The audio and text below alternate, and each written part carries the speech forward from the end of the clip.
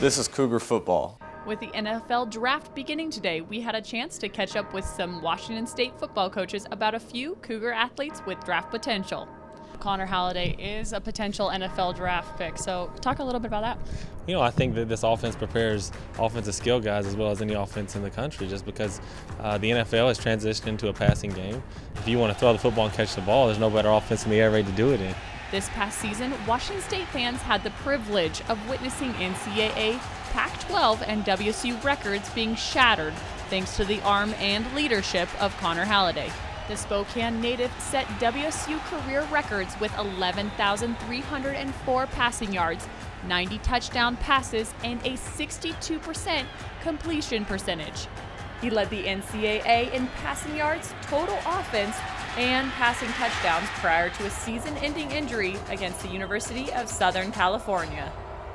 One Coug moving up draft boards who was also one of Halliday's most trusted targets is All-American receiver Vince Mailey.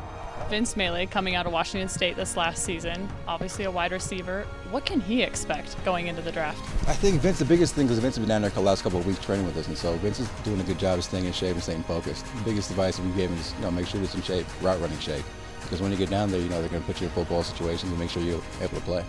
In just 2 seasons with the Cougs, Mailey caught 148 passes, which tied for 7th most in WSU history. He recorded 2,022 receiving yards and 16 touchdowns, while also posting 7 career 100-yard games. Last season, the Biletnikoff Award semifinalist tied the Pac-12 and WSU single-season record of 106 receptions, and also led the Pac-12 with 1,483 single-season receiving yards, 3rd most in the country. How do you prepare your guys, say maybe Xavier Cooper, to prepare, get ready for that stress?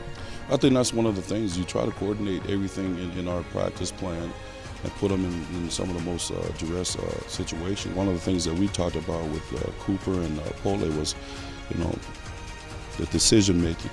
Another player who has skyrocketed up team draft boards after a great combine performance is Xavier Cooper. Named WSU's Defensive Lineman of the Year, Cooper posted 31.5 career tackles for loss. He finished his career at Washington State with 13 sacks, 3 forced fumbles, and 2 fumble recoveries, 1 return for a touchdown. This past season alone, Cooper racked up 37 tackles, including a team-high 9.5 tackles for loss.